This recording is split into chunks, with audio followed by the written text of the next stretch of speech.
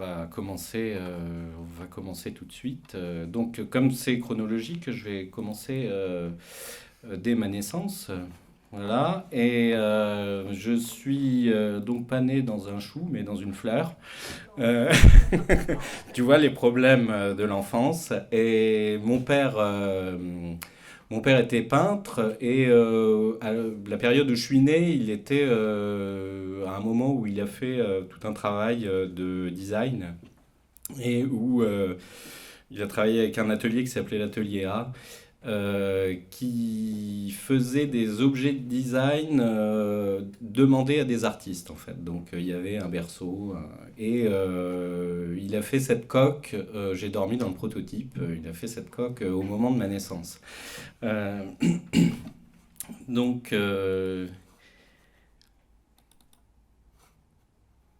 voilà mes parents, toujours un peu plus tard, en 75, avec moi, voilà, j'ai un superbe bonnet. Nous habitions à Bastille, dans un atelier. Et ça c'est moi aussi, avec une cuvette. Voilà. Peut-être déjà en train de... Il y avait une déco très particulière qui était très 70, avec les œuvres de mon père. À cette époque-là, il faisait des choses pop. Il s'est remis à la peinture en 75, mais là, c'était de 70 à 75. Il a fait, on peut dire que c'est de la peinture aussi, mais c'était des choses comme ça, découpées, très pop. Donc, dans mon enfance, j'ai vécu dans cet environnement visuel. Ça, c'est la salle de bain. Alors, je vous montre ça aussi parce que ça a une importance. Après, il y a eu une répercussion dans mon travail assez récent. Là, on le voit pas, mais il y avait un Tarzan aussi dans la salle de bain. Il y avait un homme avec un chapeau melon. J'adorais cette salle de bain et j'en ai gardé toujours un souvenir très, très prenant visuellement. Voilà un de ces tableaux quand il a recommencé la peinture.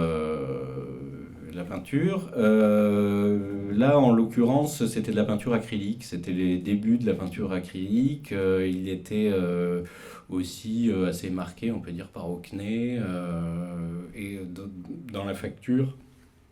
Et dans le matériau, puisque c'est vraiment les débuts de l'acrylique.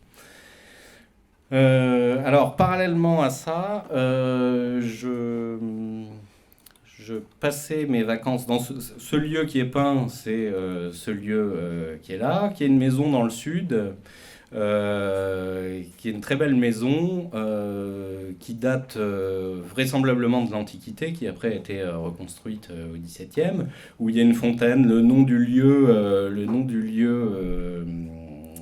provient de la source qui coule dans cette maison, qui s'appelle Fuscaille, la fontaine de Cassius. Et alors mon père partait peindre l'été pendant les 2 mois de vacances dans cette maison, donc j'ai vécu tous mes étés d'enfance dans ce lieu. Je vous montre ça parce que... alors voilà la fontaine. Euh, Voilà, alors il y avait un très beau jardin aussi, un jardin à la française, bon un peu fouillis parce que pas très organisé, mais un jardin où je passais beaucoup de temps enfant. Parallèlement à ça, il y a une autre maison en Bourgogne. Alors ça, la maison précédente, c'est la maison de ma grand-mère maternelle, et celle-là, c'était la maison de ma grand-mère paternelle. Enfin, la maison est derrière, là, hein. Mais mon père, en 70, a découvert ce bâtiment aussi, au moment de ma naissance, il y avait plein de structures, il y avait des granges qui étaient organisées tout autour et tout ça, et il a tout vidé pour retrouver le lieu originel, qui est une grange cistercienne. Euh, donc là, j'ai passé un peu moins de temps, mais c'était un lieu aussi qui me faisait beaucoup fantasmer. À l'époque, c'était des ruines, donc gamin, on faisait beaucoup de parties de cache-cache là-dedans, des sortes de chasse à l'homme. Euh, En allant dans cette maison dans le sud, en fait, j'ai commencé quand j'avais 13 14 ans. Ma grand-mère avait des vignes là-bas et j'ai commencé à chercher des archéologies. Puis il se trouve qu'une vigne de ma grand-mère était anciennement une villa gallo-romaine. Donc j'ai ramassé beaucoup de tessons comme ça, des tessons de sigillés. Celui-là, c'est le premier tesson un peu important que j'ai trouvé. Alors c'est Héraclès. Euh, c'est d'ailleurs pas moi qui ai trouvé ce tesson, c'est mon frère. Et comme j'étais extrêmement jaloux de la trouvaille, j'ai ramassé un bout de ferraille qui s'est avéré être en fait une fibule gallo-romaine aussi. Donc là, j'ai commencé l'été à beaucoup chercher des archéologies. Je continue à glaner des choses comme ça en me promenant. Euh, et finalement, ma vocation première n'était pas du tout la peinture, mais c'était plus l'archéologie. Et j'ai beaucoup commencé à collectionner des archéologies que je trouvais, puis après plus tard j'en ai acheté aussi, à aller dans les musées archéologiques et à aller au Louvre. Donc ça c'est aussi un peu plus tard, je devais avoir 17 ans, j'avais creusé un trou dans le jardin et je suis tombé sur une urne funéraire antique que j'ai remontée. C'était parfaitement illégal, hein, mais bon, il y a prescription. Hein. Euh, et un peu plus tard encore, j'ai trouvé ce magnifique buste, voilà, qui était comme ça, il était sur le sol, avec la patine était telle quelle, c'était un peu... Enfin, au début, j'y ai pas cru, j'ai cru que c'était un Christ du 19e. Voilà, là, vous l'avez de profil. Donc j'ai continué à faire des recherches. Mais alors, c'est pour vous dire aussi que j'aimais beaucoup me balader dans la campagne et trouver des choses. Euh, il se trouve que j'avais cette vocation d'être archéologue, mais j'étais quand même très mauvais en classe et donc un peu bloqué au niveau du lycée et tout ça dans mes études. J'ai pris l'option de faire du dessin au départ, euh, pas vraiment par révélation, mais un peu par facilité, parce que mon père était artiste. Je me suis dit, je vais faire une école d'art graphique. Donc j'ai passé un examen pour faire une école d'art graphique que j'ai eu. Et bon, ça c'est d'autres choses que j'ai trouvées. C'est des morceaux de marbre. Ça, c'est plus récent. Je me suis focalisé sur le fait de chercher des, du minéral et de reconnaître les cailloux qui avaient pu être sculptés. Voilà, ça, c'est un morceau de drapé aussi. Une paire de couilles. J'ai cru en les trouvant que c'était une paire de fesses, mais elles sont recto verso en fait. Bon, ça c'est plus récent, ça j'ai trouvé ça en 2013. Et bon, c'est pour vous montrer que j'ai continué à chercher, que cet intérêt pour l'archéologie est toujours resté chez moi. Mais donc c'était vraiment ma première vocation, était de devenir archéologue. Et archéologue, on va dire, dans une optique un petit peu du 19e siècle, plus pour chercher l'objet, et puis le côté aventure de chercher l'objet, que le côté très scientifique d'analyser des petits échantillons, quoi. Donc je vais beaucoup au Louvre pour regarder les antiquités romaines. Je suis pas à cette époque-là, je suis pas très branché peinture en fait, mais je vois ce tableau qui est en rapport avec l'Antiquité puisque c'est le pont de Narni sur la Néra de Corot. Et là, j'ai une véritable révélation. C'est la première fois que j'ai une émotion devant un tableau. Et je ne sais pas très bien expliquer pourquoi, mais ce tableau, il y a en même temps la facilité du geste, la précision de la lumière. C'est aussi une lumière qui est une lumière du sud qui me rappelle justement la lumière de Montpellier. Et il y a ce tableau qui m'impressionne fortement. dont j'ai fait une copie là qui est en cours, mais dont je fais une copie assez récemment, voilà, pour me remémorer ces premières amours de peinture, on va dire. Et il y a aussi, alors avant de rentrer dans cette école, comme j'avais pas la vocation vraiment du dessin, j'ai le concours de l'école, mais je me dis, je vais arriver dans cette école, je vais être complètement nul. Donc, je dessine tout l'été, je fais 2 dessins par jour. Et un peu avant, je vois ce film de Peter Greenaway, Meurtre dans un jardin anglais, je ne sais pas si vous connaissez. Et là, j'ai un véritable choc aussi, un véritable désir de dessin, le désir du dessin sur le motif. Et puis, il y a cette histoire aussi dans le film de Greenaway du cadre. Il met un cadre dans le cadre. Quelquefois, il y a des personnages qui sont à l'extérieur, qui viennent à l'intérieur. Et il y a aussi dans ce film, le scénario est, en tout cas dans ma vision de l'époque, assez obscur, un peu incompréhensible. Mais je suis très attiré par l'image et je trouve ce qui m'intéresse, c'est le côté objet visuel aussi, au-delà du scénario. Et où on peut finalement y mettre beaucoup de choses personnelles. Donc, il y a aussi quelque chose qui me plaît, c'est le côté très aristocratique de l'artiste, et qui finalement est au-dessus des aristocrates, par sa liberté et par son savoir-faire qu'il a dans les mains.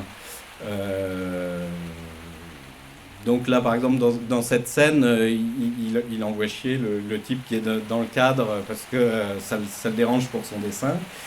Quelque chose qui me plaît aussi, c'est tout l'appareillage un petit peu luxueux comme ça pour dessiner. Je trouve ça très poétique. Un genre d'appareillage qu'on retrouve aussi chez les archéologues d'ailleurs, une sorte de confort dans la campagne qui m'a intéressé. Et puis, il y a quelque chose de très érotique aussi dans ce film. Je l'ai revu récemment, c'est pas si chaud que ça, mais à l'époque, ça m'avait beaucoup ému. Donc, ce film me marque beaucoup. Je commence à dessiner, donc dehors, et puis je m'intéresse beaucoup, et puis je veux mettre un peu de couleur dans mon dessin, donc je commence à m'intéresser à l'aquarelle. J'ai mis, j'ai fait des photos en fait de mes livres plutôt que de prendre des images sur internet parce que les histoires de taille et tout m'embrouillaient trop. J'ai préféré prendre les images, photographier directement les livres que j'avais chez moi. Et alors il faut voir aussi qu'à l'époque, c'est pas si vieux que ça, mais à l'époque, les images de peinture, on les voyait surtout dans les livres. Donc je commence à acheter des livres sur la peinture, et ce livre sur Turner est un des premiers, sinon le premier livre que j'achète. Et je m'intéresse beaucoup à l'aquarelle anglaise, donc j'essaye de faire des aquarelles anglaises, mais dans le sud de la France c'est un petit peu difficile, il n'y a pas vraiment la même lumière. J'essaye de mixer ce côté anglais avec ce côté du sud.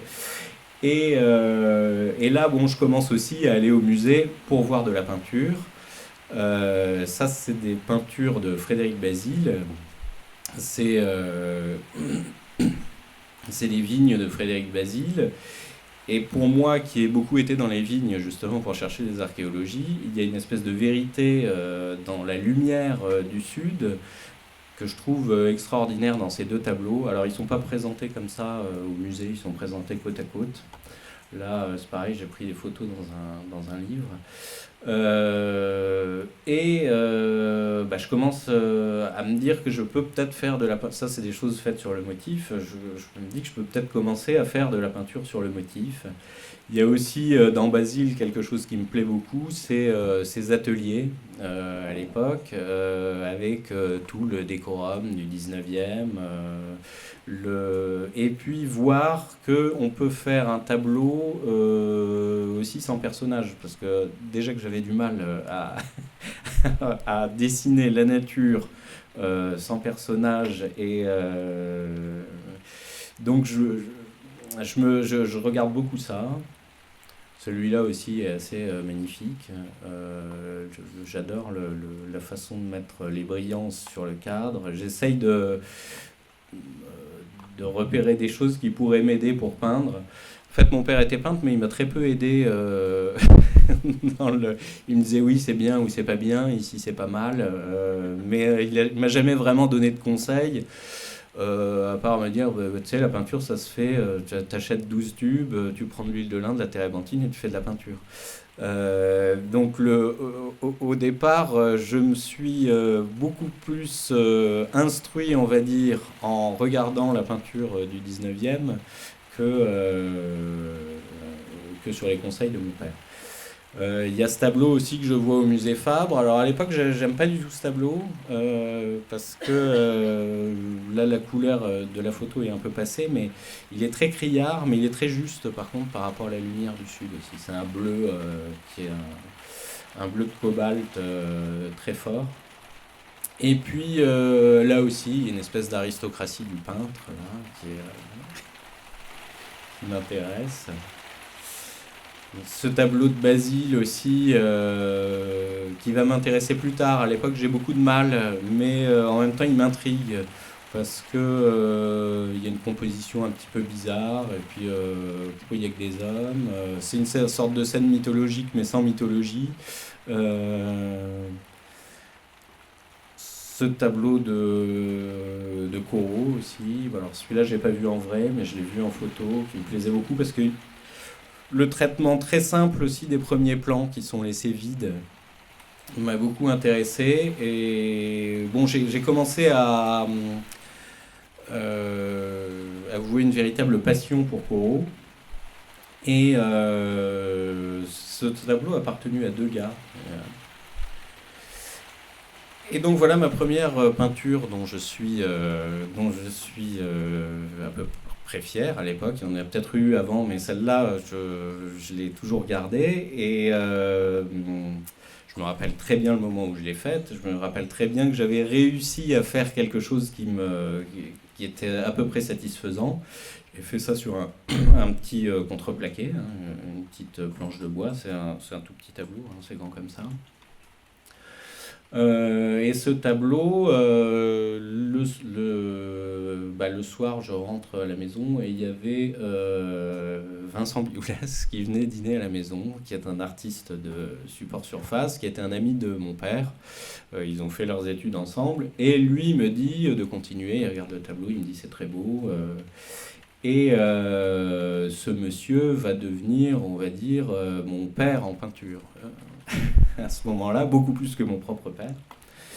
Euh, et bon, c'est un peu une figure montpelliéraine aussi. Je, donc je continue ces petits tableaux. Et puis, ça c'est un peu plus tard, voilà, c'est en 92 ou en 90, je sais plus. Je fais un voyage à Florence et puis je prends pas mal de notes et je suis enfin dans les paysages de Corot, Volterra et tout ça. Donc je fais ce tableau qui pour moi à l'époque était un grand tableau qui doit faire 1 mètre 20 sur 1 mètre. Et, et bon, c'est peint sur du papier, mais c'est un tableau que j'aime bien, où il y a cette lumière de l'Italie. Alors je mettais beaucoup de blanc à l'époque, c'est un petit peu blanchâtre. Et alors j'avoue cette passion pour Corot, et mon père était aussi ami avec un monsieur qui est le grand expert de Corot, qui s'appelle Martin Dieterle. Alors j'ai pas trouvé de photo de lui, j'ai trouvé qu'une enfin un dessin de lui de Sam Safran, parce qu'il était ami avec Sam Safran aussi. Donc ce monsieur a été quelqu'un de très important pour moi. Il est toujours vivant. Expert de Corot, c'est un monsieur assez rigolo qui est peintre aussi, qui a fait des peintures que j'aimais beaucoup. Je ne vous ai pas mis d'éléments de peinture de lui. Et là, je commence à faire des petits paysages, c'est des trois figures, dans le jardin. Alors là, vous voyez, c'est le jardin à la française. Justement, on retrouve l'ambiance qu'il y a dans Meurtre dans un jardin anglais. Là aussi. Et je fais pratiquement que de la peinture sur le motif. Je fais en intérieur des petits ateliers aussi, comme ces vues de Basile, de Frédéric Basile. Ça, c'est l'atelier de mon père, c'est son fauteuil. Ça, c'est ma boîte à peinture. Donc, je me balade avec ma boîte à peinture et je fais des tas de petits formats comme ça. Ça, c'était mon studio où j'habitais à l'époque, enfin un peu plus tard. L'atelier de mon père. Je fais des tas de petites plaquettes comme ça. Voilà, où j'essaye de travailler la lumière. Ce tableau, alors c'était des intérieurs que je connaissais très bien. Je m'étais fait un petit cache pour voir l'univers que je connaissais un petit peu différemment, pour le regarder juste avec la lumière. Euh, Ça, c'est une vue sur le toit de la maison.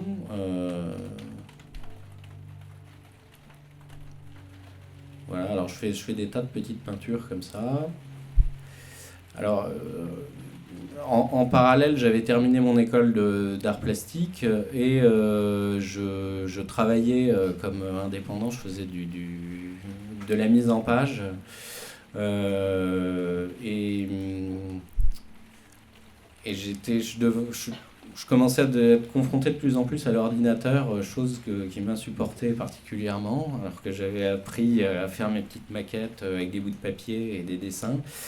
Et donc je m'aperçois que, en fait, pour m'investir un peu plus dans la publicité et dans la maquette, en plus c'était un univers qui me plaisait pas spécialement, il aurait fallu que je m'investisse plus dans l'ordinateur, donc je m'inscris vraiment à la limite d'âge à l'école des Beaux-Arts. Et je rentre aux Beaux-Arts et je continue mes petits paysages. Alors, quand j'arrive aux Beaux-Arts avec mes petits paysages du 19e, c'est pas hyper bien perçu par les profs de l'époque. Il y a Vincent Bioulès qui est un peu là à mon secours, mais mon frère était déjà chez Vincent Bioulès, donc il me dit si tu rentres chez Bioulès, moi je quitte l'école. Donc je vais voir Alberola et Alberola est assez intrigué justement par ça. Il me dit mais pourquoi vous n'allez pas en banlieue parisienne, vous peignez un monde qui n'existe plus. Et je lui dis bah si, c'est un monde que moi je connais et que je vois, donc il existe. Je tiens bon sur mes positions. Et puis il me prend dans l'atelier. Alors j'étais un peu le seul à peindre sur un chevalet. On me disait ah bah tiens, il y avait un chevalet chez Alberola. On me dit ah bah tiens, toi qui fais de la peinture de chevalet, prends le chevalet. Euh, Bon, alors, après, j'en joue un peu aussi, hein, à l'époque. Ça m'amuse de faire un peu de la provoque. Je commençais déjà à travailler avec une galerie, donc j'étais un peu en décalage. Bon, voilà. Et bon, ça, c'est des peintures que j'ai fait dans un voyage scolaire avec Vincent Bioulès. Donc ça fait pas partie de la série d'avant. Mais bon, je continue mes petits formats. D'ailleurs, au diplôme, j'avais présenté tout un mur. Il y avait une cinquantaine ou une soixantaine de petits formats comme ça, côte à côte. C'était un peu une sorte de journal peint de ma vie. Euh, alors évidemment, au diplôme, on m'avait demandé pourquoi vous les avez mis en hauteur et pas en largeur. Le positionnement le positionnement des plaquettes était plus important que les plaquettes en elles-mêmes. Voilà mon frère. Alors on faisait des petites photos un peu 19e aussi dans, dans le jardin. J'ai mis cette photo parce que c'est une photo qu'on a utilisée après pour faire un tableau. Et donc moi j'étais rentré directement en troisième année, parce que comme j'avais travaillé avant, j'avais eu un bonus. Et mon frère était en troisième année aussi, donc on tombait la même année, on passait notre diplôme ensemble. Euh, et, et là, bon, on a envie de faire des grands formats à deux et on fait ce premier tableau. Alors la photo est un peu dégueulasse, mais parce que j'ai eu beaucoup de mal à le photographier. On fait ce premier tableau qui est une reprise de Bonjour Monsieur Courbet. Alors, et avec mon père, donc le maître en peinture. Bon, moi je suis à la place du collectionneur et mon frère un peu à la place du larbin, mais c'est bon, là c'était un peu le droit d'aînesse, j'avais pris cette position-là, c'était par rapport à la taille aussi. Et alors on décide de se partager ce tableau à deux. À l'époque, moi je fais le paysage. Moi je faisais pas du tout de figure à cette époque-là. Mon frère il était engagé dans une série de portraits et lui il fait les personnages. Ça se passe pas trop mal, on s'engueule un petit peu mais pas trop, parce qu'on avait quand même des endroits bien déterminés. Et puis, et puis alors, à cette époque-là, on rencontre Raymond Messon. Je ne sais pas si vous connaissez cet artiste, qui est quelqu'un que j'aimais beaucoup, qui est un monsieur qui avait connu Bacon, Picasso, il était déjà vieux à l'époque, mais très intéressé par les jeunes. C'est un monsieur qui a commencé par la peinture. Et puis après, il a fait de la sculpture comme ça, polychrome, en résine. Ce que je trouvais génial là-dedans, c'est qu'il arrivait à faire une espèce de mix entre les bas-reliefs romains, en fait, et la mythologie et aussi un univers très contemporain, puisque là, c'est une agression rue Monsieur le Prince. Il faisait des sorties de métro aussi, des sculptures avec des gens qui sortent du métro, donc des choses très communes. Euh, enfin bon, j'aime beaucoup ce monsieur, et ce monsieur était adorable avec nous, avec mon frère et moi. Et et donc, il nous impressionne beaucoup. Et à ce moment-là, la deuxième année, on fait un autre grand tableau. Il se trouve qu'il y avait une exposition Géricault à l'école des Beaux-Arts où on présentait des dessins de Géricault. Et aussi, on présentait des œuvres des étudiants. Et on décide de travailler sur le radeau de la Méduse, et puis on s'inspire beaucoup justement de Raymond Messon aussi pour dans l'idée, le positionnement des personnages. Alors ça c'est un tableau qui fait 7 mètres, 6 mètres par 2, qu'on a fait en deux fois. Là, on a mélangé un petit peu plus les mains. Je sais à peu près qui a peint quoi, mais ça se mélange quand même beaucoup. Et on l'a fait en deux phases. On a fait le premier panneau comme ça. Et puis après, il y a Biolès qui nous a dit: «Oh, ouais, vos pompiers, on a l'impression qu'ils arrosent le jardin.» Alors, donc, on a fait une deuxième phase un peu plus dramatique. Et le sujet, c'est on avait pris l'attentat de Port-Royal du 3 décembre 96. Euh, bon, c'est un sujet après qui est devenu assez commun, mais voilà, on n'avait pas un attentat. Et bon, il a été exposé lors de cette exposition. On était très fiers. Et la troisième année, eh ben, on fait une vue d'atelier un petit peu plus grande encore. Et, et on fait un hommage à Frédéric Basile qui est ici.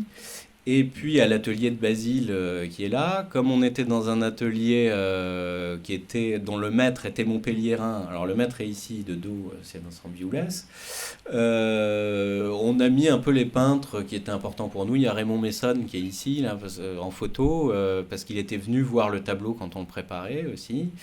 Il y a nos camarades de l'époque, il y a une peinture de mon père que mon père avait fait dans cet atelier quand il était étudiant, parce que mon père a été aussi dans ce même atelier. Et donc ça, c'était pour un projet aussi, pour une expo de l'école des beaux-arts. Enfin, notre tableau n'a pas été retenu. Euh, c'était c'était un projet qui s'appelait Visage et expression. C'était en lien avec Duchesne de Boulogne. Bon, je sais pas. Là, il y avait nos femmes aussi, là, Karine qui est là, et Charlotte, la femme de mon frère. Euh, donc voilà, donc on avait fait ça, on a passé le diplôme ensemble en fait, avec une partie personnelle, moi j'avais mes petites vues, et au milieu il y avait, et mon frère pareil, il y avait une partie personnelle, et au milieu on avait ces grands formats. Autant vous dire que c'est très mal passé au jury, qui euh, qui comprenait pas qu'on fasse des grandes peintures figuratives de cette taille-là en référence au 19e siècle. Enfin, on était complètement. Enfin, c'est pas passé du tout. Ils nous ont dit on comprend pas le 12e degré. Nous, on a répondu qu'il n'y avait pas de 12e degré, en fait, que c'était complètement premier degré, qu'on avait essayé de. Bon, alors, c'est une peinture qui est ce qu'elle est, hein. Il y a plein de défauts et tout ça, mais bon, on avait été vraiment à fond là-dedans, quoi. Donc bah, j'ai mon diplôme. Ça c'est une étude pour le grand. Enfin une étude, c'est un tableau qui était dans la thématique aussi de l'atelier. Alors bon là, inutile de vous dire qu'il n'y avait pas de filles qui étaient comme ça à l'atelier. Ça aurait pu, mais donc là je pense que c'est un des premiers mix où j'ai mélangé des, enfin ma vie intime avec un paysage plus, enfin, un ensemble plus commun. Euh, bon, parce que voilà, à l'école des Beaux-Arts, c'est là aussi où je rencontre ma femme. Et bon, voilà, il n'y a pas que la peinture dans la vie, hein. Alors au Beaux-Arts, j'avais été voir une exposition sur la science et l'art, une exposition qui avait été organisée par Philippe Comard, si ma mémoire est bonne. Et je tombe en arrêt devant des peintures allongées de Turner, qui sont des réflexions dans des boules. C'était peint à l'huile sur du papier, je crois. Et je fais un petit dessin de ces peintures. Et, j'ai envie de travailler là-dessus. Alors, je vous mets ça aussi parce que souvent les séries, elles partent d'une rencontre. Je vous ai montré les archéologies. C'est important pour moi que le sujet vienne à moi. Par exemple, je fais très peu enfin jamais, même de recherche sur Internet. Quand j'utilise des photos ou des documents, il faut qu'ils viennent à moi, soit que ce soit des choses personnelles, soit que ce soit une rencontre avec la photo en lisant le journal ou en la trouvant même dans la rue. Ça m'est arrivé de trouver des bouquins dans la rue et de récupérer les photos. Donc je tombe là-dessus, je m'achète une boule géante là de Noël, et ça me permettait de faire des ateliers aussi. Mon atelier était tout petit à l'époque, ça me permettait de donner un espace extraordinaire à mon atelier. Et puis ce qui m'intéressait aussi, c'est toutes ces matières qui sont finalement assez abstraites quand on arrive au bord de la boule, quoi. Et l'idée, c'était aussi de mettre des boules dans des rectangles. Euh, je fais une série comme ça d'ateliers avec cette déformation. Et puis là, vous voyez, là, d'un coup, j'ai un espace qui est extraordinaire. Alors que là, ça faisait 30 mètres carrés, je vivais dedans et tout. Euh, Là, il y a une gravure au premier plan. Donc je fais cette série là. Voilà, ça a été peint sur un double portrait. J'ai gardé le feuillage, en fait, il était dans l'autre sens. Et puis il y avait l'oiseau du Mauritius de La Haye là, que j'avais mis dans le tableau. Alors je l'ai gardé au bout d'une ficelle. J'ai mélangé ces deux tableaux. Et puis, ce qui est intéressant dans cette histoire de sphère aussi, c'est que ça fait des lumières qui sont très... Tout est concentré et ça fait des lumières qui sont beaucoup plus fortes. Et ça me permettait finalement de peindre sur le motif aussi avec un instrument d'optique. C'est-à-dire que c'est un peu comme peindre d'après photo, mais sans photo. Et puis bon, faut voir que à l'époque aussi la photo c'était de l'argentique, on prenait des photos puis après on avait la surprise de la photo, donc c'était pas très pratique. En tout cas moi je préférais peindre directement sur le motif. Voilà une autre sphère. Alors, cette fois-ci elle est suspendue en haut. À ce moment-là, il y a un vieux monsieur en Bourgogne qui me dit viens, j'ai un truc qui peut t'intéresser chez moi. Et il me sort une gravure de Rembrandt, qui est celle-ci, qui était celle-ci. Et il me dit qu'est-ce que t'en penses? Tu me la vends à Paris, on fait 50-50. J'avais jamais tenu une gravure de Rembrandt dans les mains. Et là, je commence à regarder ça au compte-fil et tout ça, et c'est un véritable choc parce que quand on regarde les noirs là, dans Rembrandt avec un compte-fil, on voit qu'il y a plein de choses dans les noirs. Là, la photo elle est un peu saturée, mais il y a une espèce de mystère, même la matière du papier et tout ça, la gravure, ça se regarde vraiment de très près.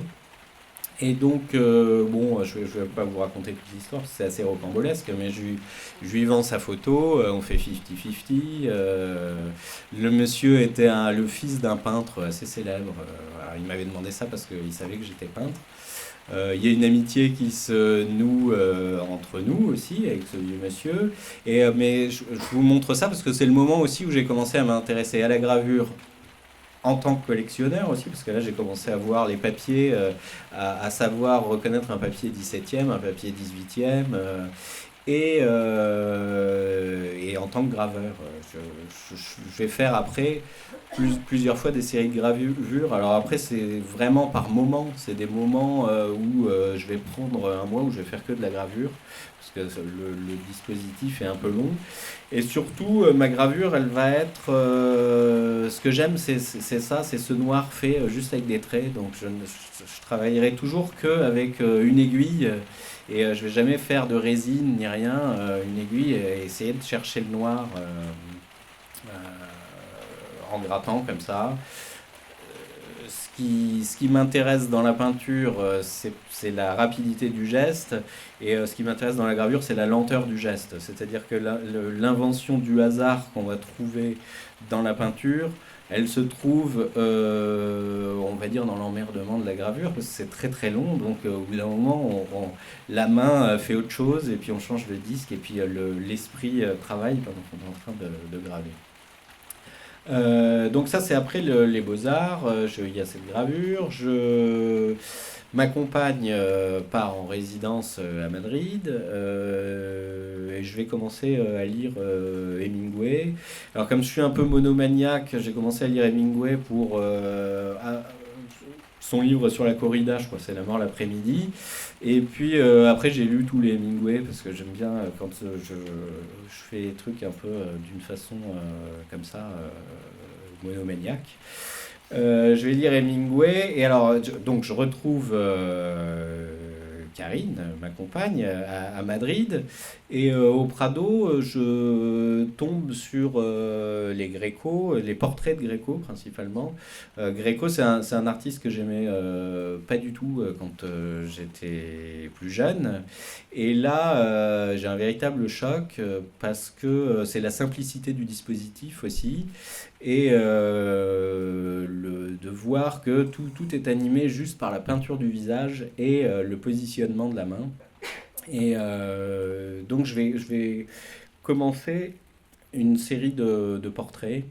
J'avais déjà fait quelques portraits avant, mais j'ai commencé une série de portraits un peu plus grands. Et puis je vois aussi, alors ça c'est des collages de David Hockney. J'avais vu ça enfant dans les années 80 chez Claude Bernard. Et puis m'aperçois que ce dispositif par rapport au globe, ce dispositif peut être intéressant aussi pour faire des peintures, faire un angle à 180 degrés. Et à Madrid, je vais commencer une série de tableaux sur la Grande Via. La Grande Via, c'est un peu le fleuve de Madrid. Il n'y a pas de fleuve à Madrid. Donc là, c'est une grande artère. Et puis, il y a ce côté un peu américain. Et puis, je lisais Hemingway. Il y a eu beaucoup de conflits pendant la guerre d'Espagne dans cette artère. C'est un peu l'élément important. Et j'avais envie de montrer justement cet angle à 180 degrés. Donc, je fais des séries comme ça. Enfin, je fais des tableaux. C'est des grands formats, ça. Ouais, ça, c'est ce que j'ai utilisé pour faire le tableau. Et voilà le tableau. Donc, voilà, ça, c'est un nocturne de la même vue. Ça aussi, c'est un angle plus large que l'appareil photo, hein. Il commence à y avoir un peu des personnages, mais il n'y en a pas énormément. Bon, là, c'est en Espagne aussi, il fait très très chaud en milieu de l'après-midi, donc j'étais à peu près le seul dans la rue, là. Ça, c'est une vue d'un supermarché. Alors, ce qui m'intéresse aussi, c'est de laisser des espaces vides. C'est quelque chose qui m'a beaucoup intéressé dans Corot. Corot laisse des grandes surfaces vides où finalement le spectateur continue le paysage et il allie la précision de certaines choses avec du vide. Quelque chose qui m'intéressait. Là, bah, pareil avec les bâches. Là. À cette époque-là, il y avait beaucoup de travaux, donc il y avait des bâches. Enfin, là, j'y suis retourné dernièrement, il y a des bâches quasiment au même endroit. Mais voilà, là aussi, il y a une grande bâche jaune comme ça. Donc ça, c'est les portraits que j'ai fait suite à la vision des Gréco. Alors, je voulais des fonds très neutres, en fait, très plats. Et je faisais poser les gens 2-3 heures. Et après, j'aimais bien terminer le tableau sans eux pour ne pas être troublé, oui, troublé par la ressemblance. Je trouve que la ressemblance est intéressante, mais c'est pas très grave en fait si un portrait est pas ressemblant. Il est ressemblant par rapport au moment qu'on a vécu avec le modèle, surtout quand on le fait poser. Et donc j'ai fait poser comme ça des gens, des connaissances. Voilà, avec Karine. Alors ça c'est un ami. Alors je l'ai fait poser dans une pose un petit peu aussi tirée des Franz Hals, où il y a les buveurs de bière et tout ça. C'était une peinture qui m'intéressait beaucoup à ce moment-là. J'adore Franz Hals. Franz Hals qui a été qui a été redécouvert par les impressionnistes et par Manet en fait. Il y avait effectivement la référence à Manet et là j'ai directement repris la pose d'un tableau de Gilles de Sévérac, je crois, qui représente Monet. Et il avait marqué Monet sur la chaise, je crois que j'ai fait pareil, oui, je l'ai mis ici. Voilà, voilà, une amie espagnole aussi. J'ai fait aussi des grands formats, comme ça. Grandeur nature, ça c'est un 120. J'ai commencé avec un autoportrait. Et puis, alors ça, j'ai fait pose une fois au bord de la piscine à la Casa. Je demande à une fille, parce que j'aimais bien son maillot de bain, je lui demande de venir poser. Et elle était trop timide, elle me dit non. Elle avait un maillot de bain superbe américain avec des étoiles. Elle me dit non, non, je veux pas et tout. Et il y a une autre fille qui me dit ah, mais moi je veux bien poser. Je la connaissais pas du tout. Donc je la fais poser. Et là, je prenais carrément les mensurations et tout pour faire le dessin. C'est fait sur le motif. Elle venait poser 2 heures après le boulot, je crois. Et il se trouve que j'ai fait sa connaissance en discutant pendant qu'elle posait. Et parce que c'est vrai qu'il faut que le modèle s'endorme pas non plus. Donc il y a une discussion, même si j'écoute pas toujours ce qu'ils me répondent, il y a une discussion pour les tenir éveillés. Et il se trouve que dans sa famille, il y avait un lien avec Hemingway. Donc c'était assez marrant. Sa grand-mère avait très bien connu Hemingway. Donc ça tombait bien. Tombait bien puisque... Alors ça c'est après cette période, j'ai continué un peu les grands portraits. Ça c'est ma compagne enceinte. Là aussi, j'ai enlevé le dispositif de la chaise et tout ça, et je trouvais ça assez marrant d'avoir ce personnage un peu comme une araignée. Et bon, quand je reviens après avoir fait ces tableaux d'Espagne, il y a David Hockney qui sort ce livre génial, je ne sais pas si vous le connaissez, sur la peinture et sur les instruments d'optique. Et bon, c'est quelque chose qui m'intéressait beaucoup. J'avais essayé de faire des espèces de caméras obscura, mais c'est très difficile à manier. Et lui, il y a un espèce de système assez génial avec un miroir grossissant qui fait qu'on peut voir l'image latente projetée sur la toile.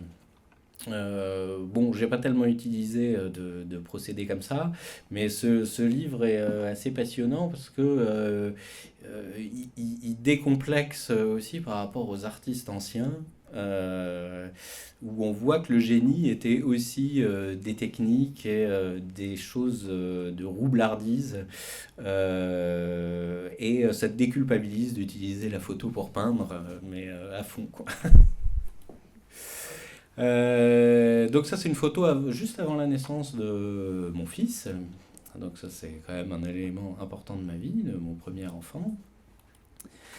Et bon, à ce moment-là, il y a ces tableaux-là, ils sont un peu en transition entre les vues de Madrid. Là, je suis retourné à Paris et les vues de Madrid et des choses que je voudrais faire où je laisse beaucoup plus de vide en fait dans les peintures. Et donc là, je laisse de la toile blanche. J'essaye de repérer des choses où je laisse de la toile blanche. Euh, bon, c'est une période un petit peu compliquée aussi parce que mon fils était tout petit. Mais j'arrive pas trop à savoir ce que j'ai envie de peindre. Euh, mais bon, je travaille sur ce vide. Et bon, ça, c'est des gravures de la série de Van Dyck que j'ai commencé à collectionner aussi à ce moment-là. Et alors là, on retrouve ce dispositif avec le visage et la main qu'il y avait aussi dans le Gréco. Et c'est un dispositif qui m'intéresse beaucoup pour des petits portraits que je fais. Je fais des petites plaquettes. Et je commence à avouer une véritable passion pour Jacob Jordaens et la façon qu'il a de faire les chairs souvent avec un filet rouge autour. Et j'expérimente cette méthode qui est assez géniale parce que le filet rouge, finalement on fait le dessin en rouge et après le rouge se noie dans la peinture et ça donne une profondeur à la chair. Ça donne une ombre dans les lumières aussi et une lumière dans l'ombre. Ça éclaire l'ombre. Donc voilà. Et ce qui me plaît aussi dans Jordaens, c'est le côté très trivial de ces tableaux. Et, euh, et je vais tr- et bon, parallèlement aussi, je vais beaucoup regarder les Valentins de Boulogne au Louvre. Et ce qui m'intéresse dans Valentin de Boulogne, c'est justement le fond complètement neutre, où il n'y a pas de profondeur. Et donc je vais faire des tableaux où je pars sur les métamorphoses d'Ovide, sur la mythologie, mais je vais, comme Jordaens l'a fait, enfin à mon avis, je prends que les moments qui m'intéressent dans les métamorphoses d'Ovide. Je prends que les morceaux qui me plaisent à peindre. Et je vais mixer tout ça, je vais raconter le récit avec des choses que je prends à droite à gauche. Ça, c'est le corps de Dita Van Teese avec la tête, je ne sais pas qui c'est. Ça, c'est le directeur de la Casa Velasquez. Donc, je fais un espèce de mix, je fais des collages comme ça. Et je veux que le fond soit très plat, très neutre. Le fond est peint à l'acrylique. Et je peins les personnages à l'huile. Et je veux qu'ils soient un petit peu comme des décalcomanies aussi, plus brillants. À ce moment-là, je regarde beaucoup les films de Palma aussi, de Brian De Palma, des années 70. Alors celui-là, j'ai oublié le titre, mais Body Double, exactement. Qui est ce Body Double est axé sur c'est l'histoire d'un voyeur en fait, et sur ce qu'on peut faire croire à un voyeur en montrant ce qu'on a envie de montrer. Et l'autre, c'est Blowout, qui est sur le son. Ce qui me plaît dans De Palma, c'est qu'il arrive à mixer la culture populaire qui n'a aucun scrupule à pomper tous les réalisateurs d'avant lui. Il pompe beaucoup Hitchcock. Là, c'est la scène du rideau revisitée. Et puis il y a ce truc avec les corps nus aussi, voilà, qui me plaît. Donc j'ai envie de mettre une ambiance un petit peu comme ça dans mes métamorphoses d'Ovide. Voilà, ça c'est Daphné qui se transforme en arbre. Et puis je fais aussi des gravures, donc je vous ai parlé de la gravure sur les métamorphoses d'Ovide. Là aussi je prends les éléments qui me plaisent et je gratte les trucs comme ça, et en grattant les choses se construisent, et je laisse aussi quelquefois, ça c'est ma manche qui a fait le gris. J'aime bien les accidents, j'aime pas les gravures trop propres. Voilà, voilà, ça aussi c'est les métamorphoses d'Ovide. Ça aussi. Voilà. Alors ça c'est un dessin assez obscur. Je ne sais pas à quoi il correspond. Mais à ce moment-là, en fait, j'ai un accident cérébral, j'ai une rupture d'anévrisme. Donc je me retrouve à l'hôpital avec pas mal bourré de morphine. C'est un moment aussi où je pensais vraiment que mes jours étaient comptés. D'ailleurs, ils étaient comptés à ce moment-là. Là, je vous ai mis un petit dessin de ma chambre d'hôpital. À 5 h du matin, voilà, ça c'est la vue que j'avais à travers le rideau en réanimation. Et en même temps, je me réveille très heureux d'être en vie déjà, et un peu délirant avec la morphine, et je fais plein de rêves de peinture. J'avais jamais rêvé de peinture avant, mais là je rêve de tableaux. Il y a des images qui m'apparaissent. Bon, alors après, avec la morphine, on voit des monstres et tout ça, donc ça correspondait assez bien à mes métamorphoses d'Ovide. Mais bon, c'est un épisode qui m'a un peu fatigué. Et là, voilà, ça c'est un tableau que j'ai fait après. C'est le premier tableau que j'ai peint par la suite, qui s'appelle Résurrection. Alors là, c'est l'infirmière, la première infirmière que j'ai vue en me réveillant. Enfin, de mémoire, hein. Je ne sais pas si elle était exactement comme ça. Et puis, ça c'est un petit cachet de morphine. Ça, bon, alors c'était un accident cérébral, donc ça touche au cerveau. Je savais pas trop, je savais pas trop où j'en étais. Je savais pas trop si ce que je vivais était la réalité, si j'étais encore malade ou pas, si les gens me disaient pas ça va bien pour me faire plaisir, mais qu'en fait ça n'allait pas du tout.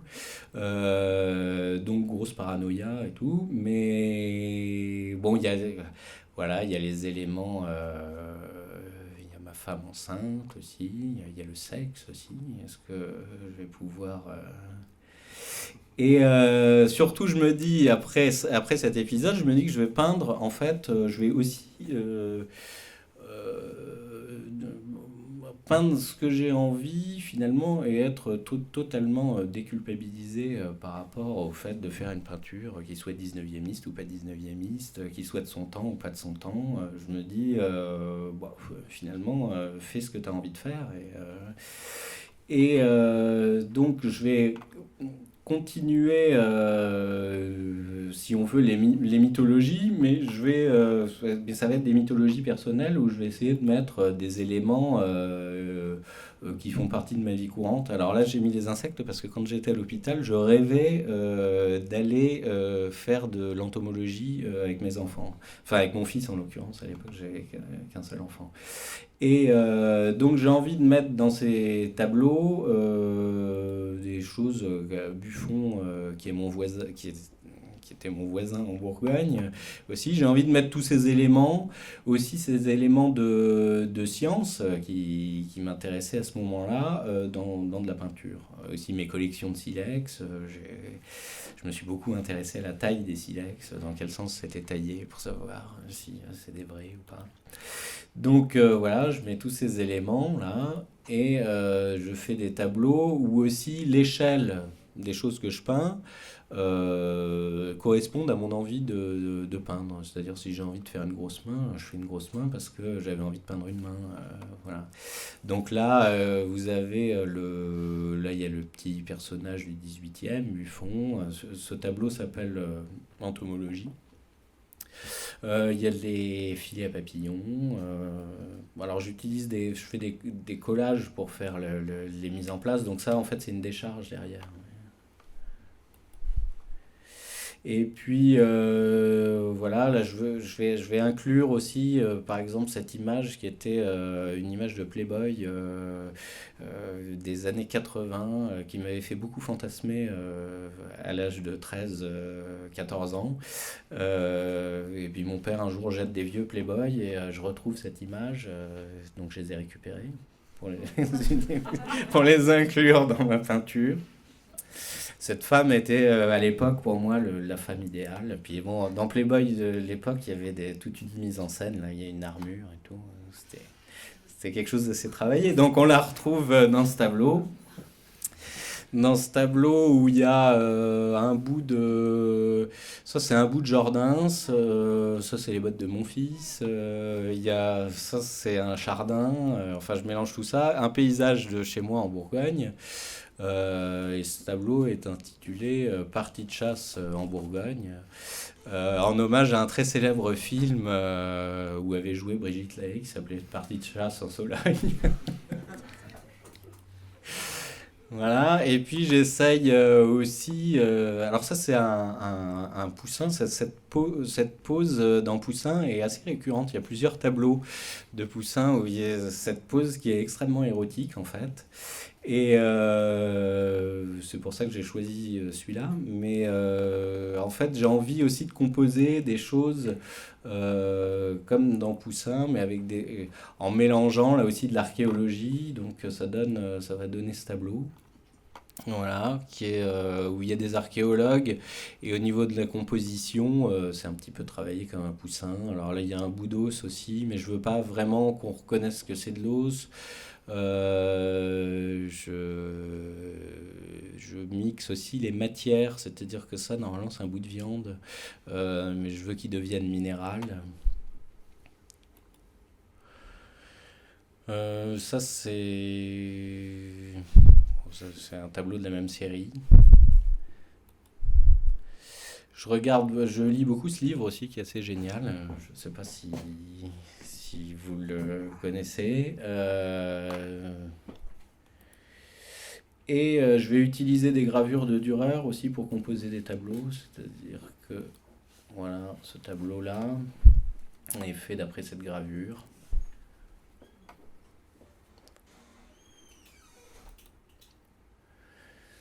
Là, pareil. Alors j'ai transposé ce qui m'intéresse dans Dürer, c'est la liberté aussi. Pourquoi il a une corne tout d'un coup comme ça sur la tête. Il y a toute une symbolique qui est probablement une symbolique de l'époque en fait. Mais ce qui me plaît en regardant ça, c'est de voir qu'il y a justement plein de choses qui m'échappent. Quand on lit Panofsky d'ailleurs, même Panofsky, il y a plein de choses qui lui échappent au niveau de la symbolique. Alors on peut se demander aussi si des choses comme ça, en fait, s'ils partaient pas non plus un peu dans un délire personnel, ce qui est souvent le cas dans les matières. Là, les matières sont assez hallucinantes. L'eau, elle devient presque autre chose, quoi.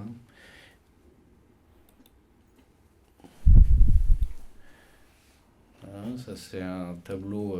Alors, on peut peut-être y voir aussi une référence à ma rupture d'anévrisme, une espèce de jaillissement.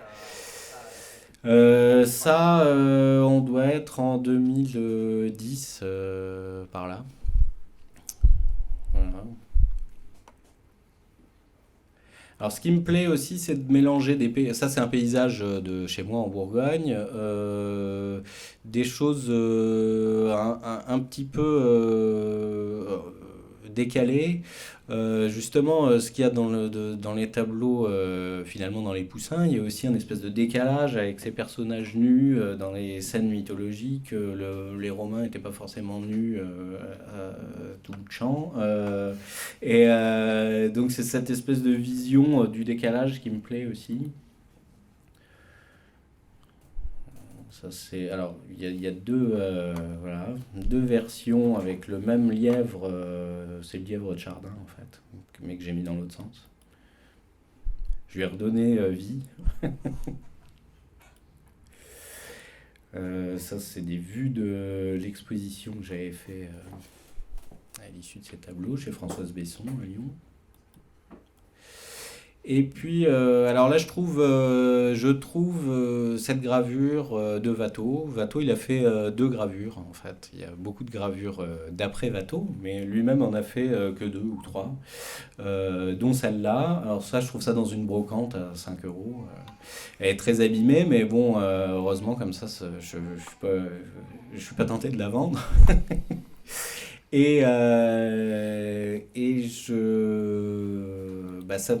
Alors voilà, la voilà en propre. Ça, c'est l'état fait par Watteau, et puis ça a été retravaillé par un autre graveur dont j'ai oublié le nom.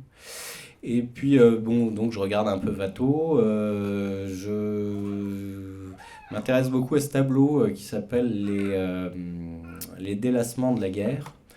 Et ce qui m'intéresse, c'est l'abstraction l'abstraction du paysage dans Watteau, et c'est le côté inquiétant des paysages par rapport aux scènes qui sont souvent assez bucoliques et assez dans la séduction. Et je vais faire une série de tableaux qui s'appelle Les délassements de la campagne. Là, il y a de nouveau cette fille qui était dans le Playboy des années 80, une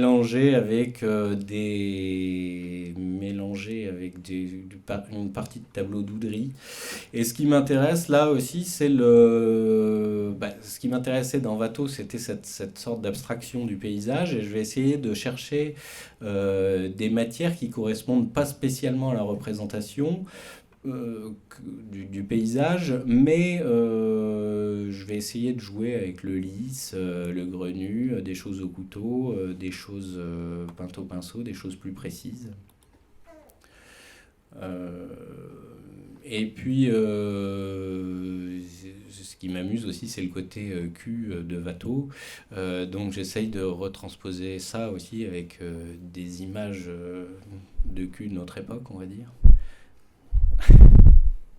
Ah, ça, c'est un tableau que j'aime bien. Là aussi, même dans cette série, je regarde quand même les gravures de Dürer. Là. Alors, ce qui m'avait intéressé dans cette gravure, c'est cette matière-là qui devient presque organique. C'est du rocher, mais on a l'impression que c'est un espèce de poisson. Et alors, j'avais envie de développer ça dans un tableau. Donc, j'ai encore plus lissé, là, et ça devient une espèce de forme vaginale, comme ça, avec le personnage dedans. La Sainte Vierge est partie, en fait.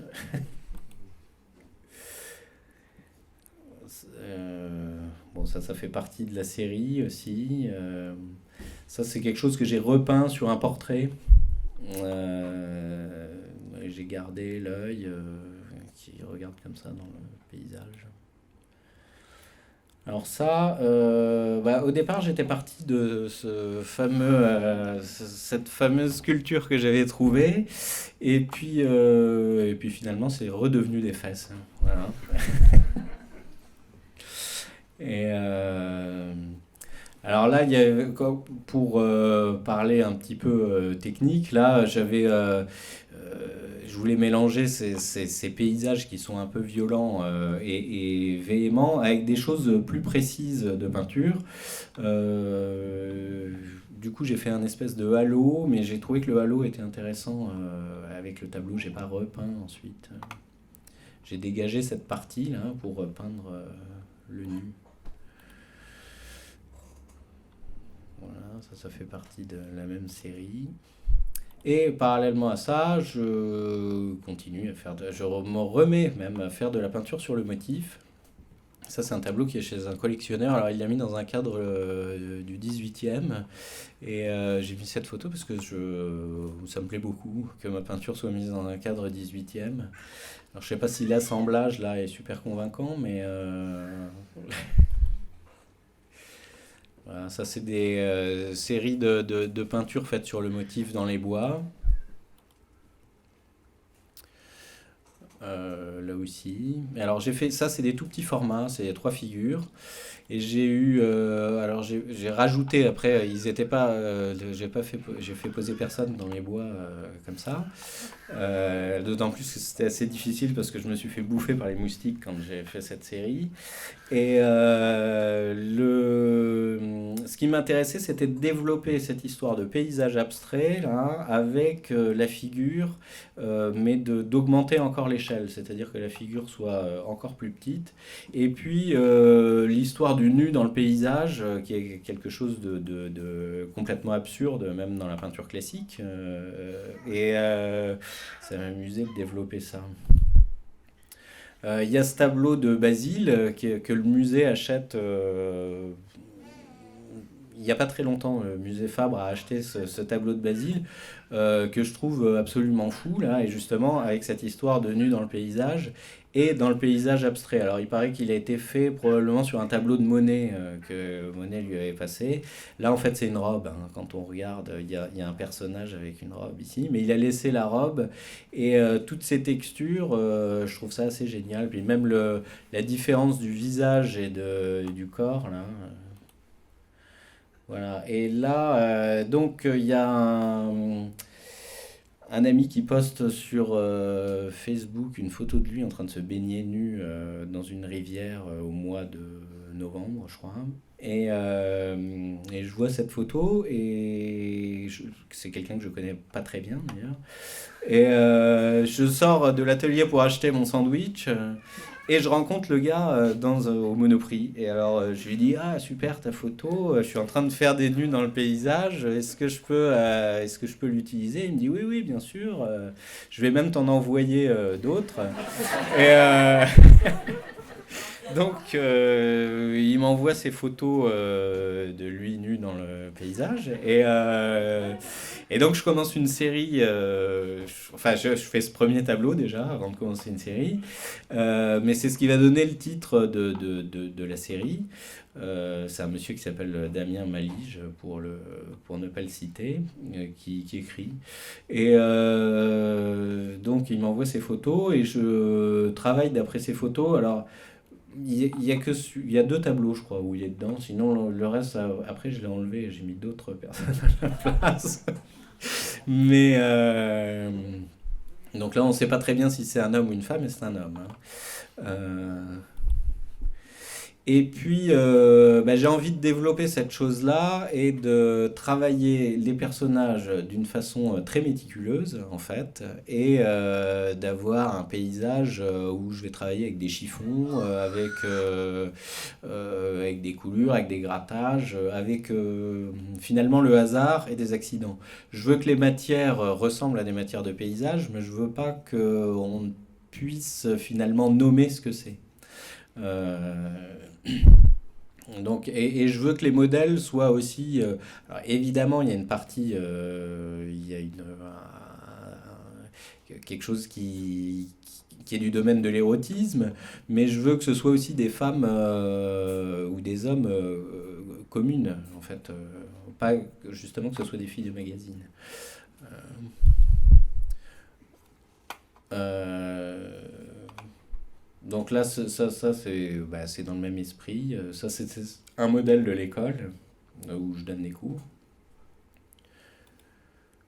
Voilà, alors ce modèle d'ailleurs, quand elle pose à l'école, je discute avec elle, elle me parle d'un accident qu'elle a eu où elle a failli périr dans un incendie. Donc après, je fais un tableau avec la fumée et elle nue et dans la pose d'un tableau de Frédéric Basile que j'aime particulièrement, un nu. Alors ensuite, bon alors j'en ai fait plusieurs de cette série. Ensuite, je continue à travailler sur le motif et puis là, je pars en Bourgogne, ça c'est en 2015. Et j'investis ce bâtiment que vous avez vu au début, là, cette grange cistercienne, pour me faire un atelier, pour faire une peinture. Je me dis, je vais faire une grande peinture, mais je ne sais pas du tout quel sujet je vais mettre dessus. Je vais faire une peinture qui va suivre les événements de ce qui m'arrive, des choses que je rencontre lors de ce séjour. Et il se trouve que mon fils apprend à tirer à la carabine. Il trouve une carabine d'occasion, enfin un jouet hein, dans un vide-grenier. Et puis je le fais poser comme ça avec la carabine.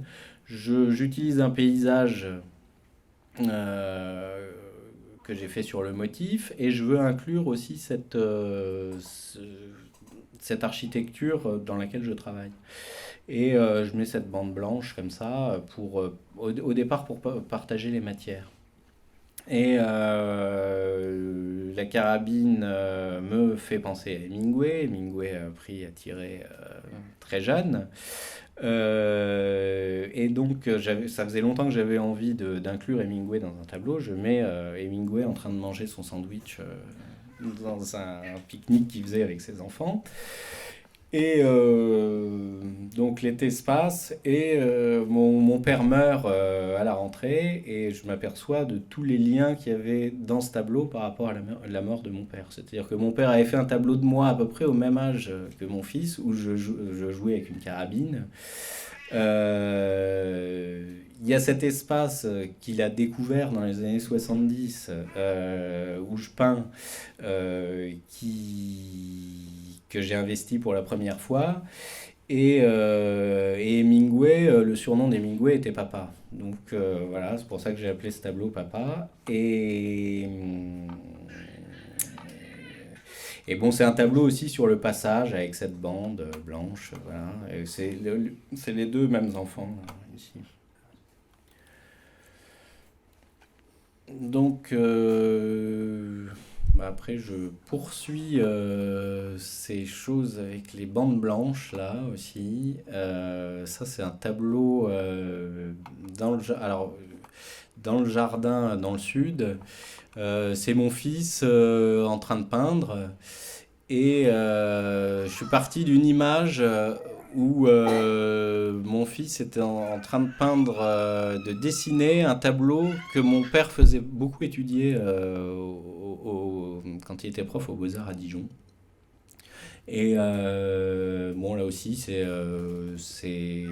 un tableau un peu sur le passage de l'enfance à l'âge adulte, sur le rapport aussi avec mon père, en fait. Mon père a beaucoup travaillé dans ce jardin. et sur moi-même, qu'est-ce que je passe à mon fils. Voilà, bon là vous avez une photo de la mise en œuvre. Euh,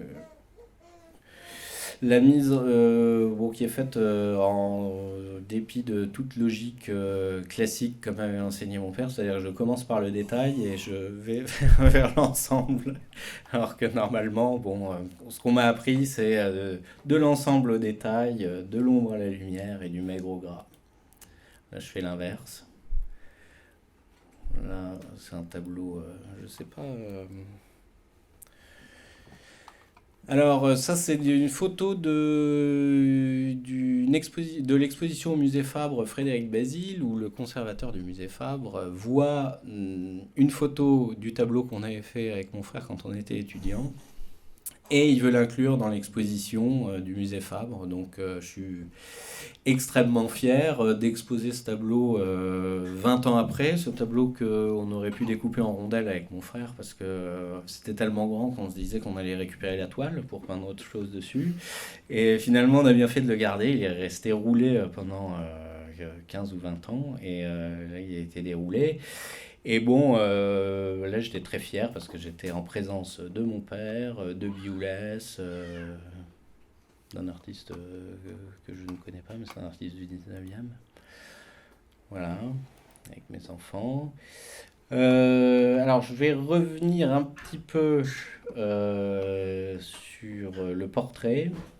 Ça c'est des petits formats, ça c'est des portraits que j'ai fait en 2000. Quand j'ai commencé à faire des petits portraits, en fait, pour pas convoquer des gens et les embêter pour rien, j'ai fait beaucoup d'autoportraits au départ. C'était pas du narcissisme, c'était parce que c'était un modèle facile et docile. Donc j'avais fait une série de petits formats comme ça, que j'ai retrouvé par la suite, que j'ai ressorti. Et donc j'ai repris cette série de tout petits formats. C'était pour une commande. C'est un monsieur en situation. Voilà, là vous avez le travail en cours. Euh, Là aussi, hein, les petits portraits, je fais poser les gens 2 heures et puis après je les termine sans eux parce que je sais pas. Voilà. Ça c'est un clochard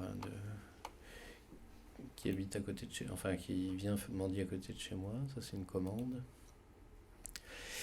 Et puis bah, j'ai fait des petits des nus aussi. Ça c'est un peu des portraits des petits personnages en situation.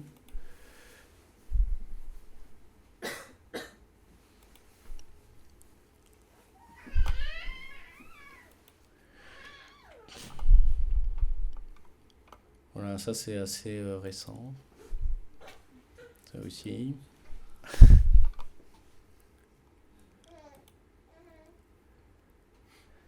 Alors là, ce qui m'intéressait, c'est la lumière aussi, et puis le format. Alors, je travaille beaucoup par série. C'est c'est pas tellement des séries par rapport au sujet, c'est plus le format de travail qui m'intéresse. C'est par rapport au geste. Je suis bien à un moment dans une taille de toile. Euh, mais j'aime pas d'ailleurs trop présenter les choses par série. Bon, ça, c'est des choses sur le motif. Ça, c'est en Bourgogne, c'est récent. Ça aussi. Alors j'aime bien la peinture sur le motif parce que on est dérangé et on doit travailler dans l'urgence. Donc ça donne aussi comment dire, euh, ça donne exactement, ouais. Et les ratages, le hasard, finalement, on est en train de découvrir aussi ce qu'on fait soi-même.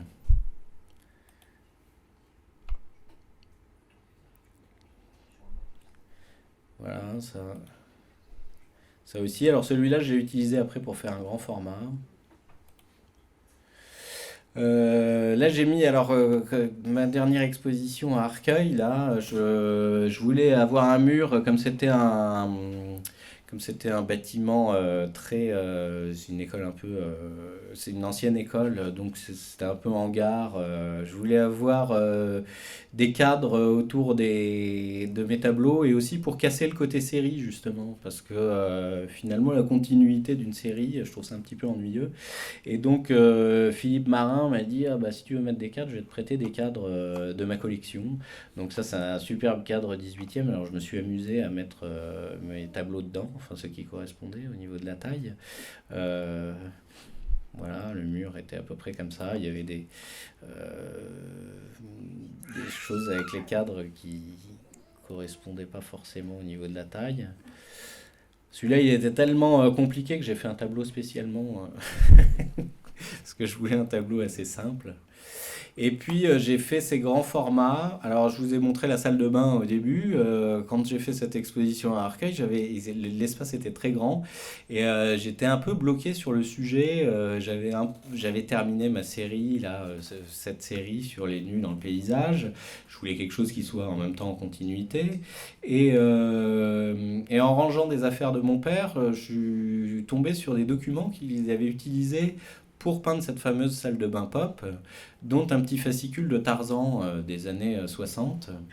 Et je me suis dit que Tarzan était un sujet superbe parce que il y a toute cette imagerie pop autour de Tarzan, mais il y a aussi l'histoire de Rousseau, de l'enfant sauvage, du nu dans le paysage.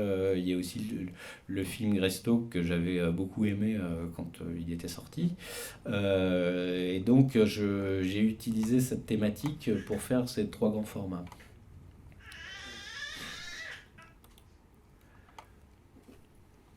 Voilà, ça c'est des Tarzan 2. Avec, alors là, au départ j'avais mis une sculpture romaine. Et puis j'avais peint trop précisément et tout ça, ça m'embêtait. Je l'ai effacé et j'ai trouvé que le fantôme était plus intéressant en fait que ma première version. Donc j'ai gardé le fantôme. C'est des tableaux comme ça. Je suis revenu beaucoup, j'ai beaucoup gratté, j'ai effacé.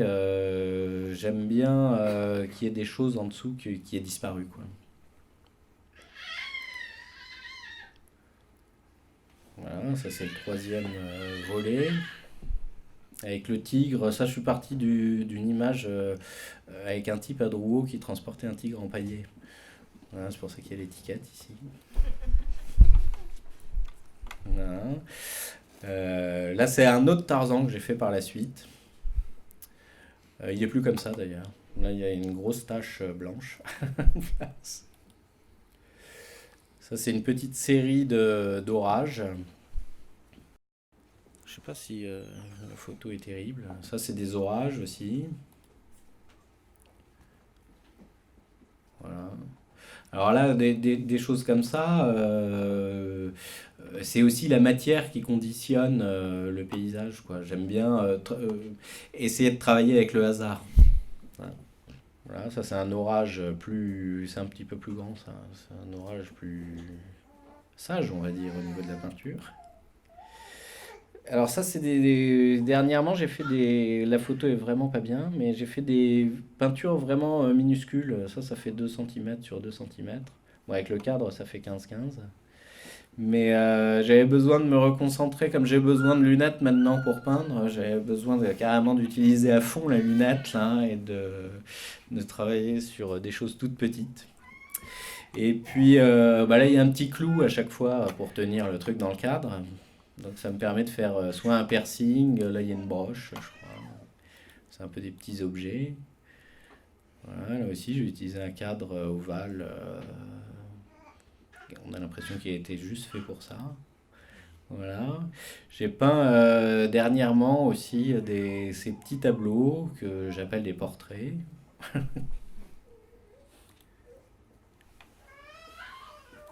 Là en ce moment je travaille vraiment sur des tout petits formats.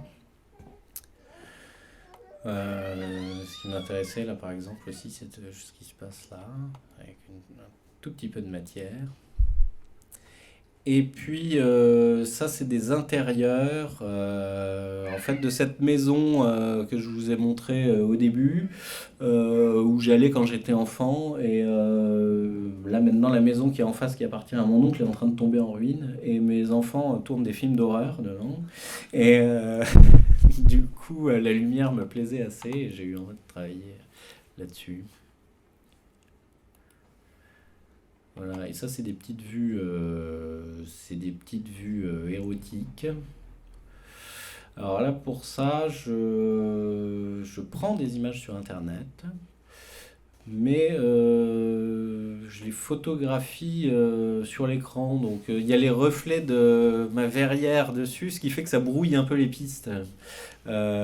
Finalement, l'érotisme ou la pornographie visuelle me plaisait beaucoup plus du temps de Canal Plus en brouillé. C'était beaucoup plus fantasmatique. Donc je retranscris un peu ça. Ça, c'est tout petit aussi, hein. Ça fait 17 par 12, je crois.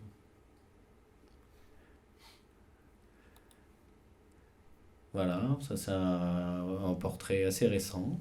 Enfin, très récent même, c'est un des derniers portraits, ça aussi. Et puis, alors, j'ai mis quelques dessins parce que, en fait, je pratique le dessin, mais c'est dans des tout petits carnets. Et c'est sous forme de pense-bête. C'est des dessins que je fais dans le métro ou des choses que je vois. Et depuis quelques années, j'aime pas enlever mes dessins de mes carnets. En fait, c'est ma mémoire. Voilà. Donc je les numérote après et je vous ai mis quelques photos. Là, ça, c'est des modèles de l'école ou des choses des gens dans le train ou dans le métro. Ça, c'était une esquisse d'une gravure, voilà, qui est ici. Voilà, ça, c'est des gravures plus récentes où, bah là, justement, je travaille que avec une aiguille pour chercher les noirs.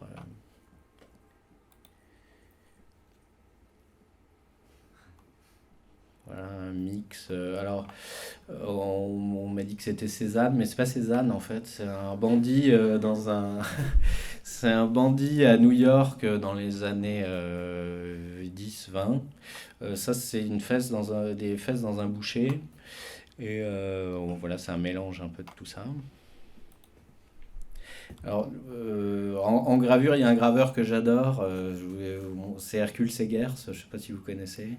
Voilà, c'est un graveur du 17e qui était collectionné par Rembrandt et qui a fait des espèces de mix de choses comme ça. C'est très mystérieux. Par exemple, il y a des restes de bateaux. Là, c'est une voile avec des fils. Et il faisait ces paysages qui sont presque naïfs par-dessus, avec une gestuelle très monomaniaque, comme ça, un geste qui se répète. Et il a fait des essais de gravure en couleur et tout ça. Et c'est quelqu'un qui a travaillé quasiment le monotype avant la lettre. Et Rembrandt collectionnait ses gravures. Il a même trafiqué une de ses plaques en gardant son paysage et en faisant une gravure à lui par-dessus. Alors ce que j'aime dans ce travail, c'est ce mix déjà au 17e. Et puis, bah, pour terminer, je vous ai mis deux, trois aquarelles, en fait, parce que le dessin, le dessin, je pratique beaucoup à l'aquarelle, et puis c'est revenir aussi. J'ai commencé la peinture avec l'aquarelle, et donc j'ai continué à travailler cette technique, même si quand je suis rentré aux Beaux-Arts et qu'on faisait de l'aquarelle, les gens regardaient la boîte d'aquarelle en disant quoi? Tu fais cette technique de mamie?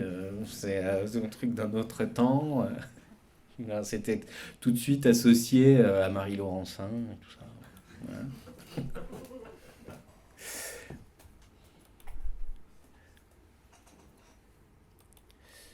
Et ben et voilà. Voilà, voilà. J'espère que j'ai pas été trop long. Trop, voilà. Si vous avez des questions, hein.